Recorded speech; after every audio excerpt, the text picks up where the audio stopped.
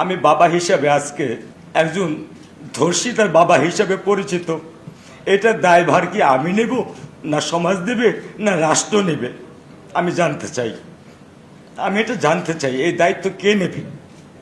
এই দায়িত্ব কি আমার অবহেলা, সমাজের অবহেলা, না রাষ্ট্রের অবহেলা? আমি আজকে খণ্ড বিখণ্ডিত আমার সোনার টুকরার সন্তান, তার দায়িত্ব কে নেবে?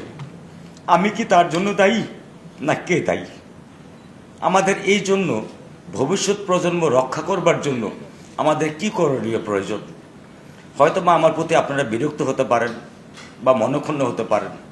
আপনারা আলাপ করবেন, আলোচনা করবেন, সমস্যার সমাধান বের করবেন, কিন্তু সত্যিকারে কি কোনো সমস্যার সমাধান চলে আসবে?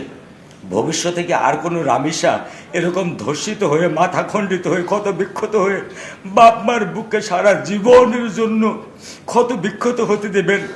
নাকি আপনারা সত্যিকারভাবে এমন কোনো সিদ্ধান্ত নেবেন যে আর রামিসা হাতে ফুল নিয়ে রাস্তায় সে স্বাচ্ছন্দ্যে খেলে বেড়াবে, রাস্তায় খেলে বেড়াবে, বাবার হাত ধরে দৌড়ে বেড়াবে, মার বুকের মধ্যে মুখ লুকাবে, সে কোনো ভয় পাবে না?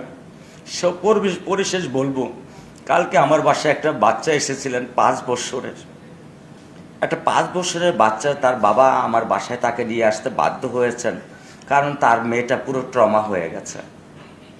একটা 5 বছরের মেয়ে, সে ধর্ষণ শব্দটা বলতে শিখে গেছে, কিন্তু সে ধর্ষণ কি জিনিস তা তো জানার কথা না। তাহলে একটা 5 বছরের মেয়ে আমাকে জিজ্ঞেস করতেছে, আঙ্কেল এই দরজার ভিতরে কি রামিসা ধর্ষণ হয়েছে?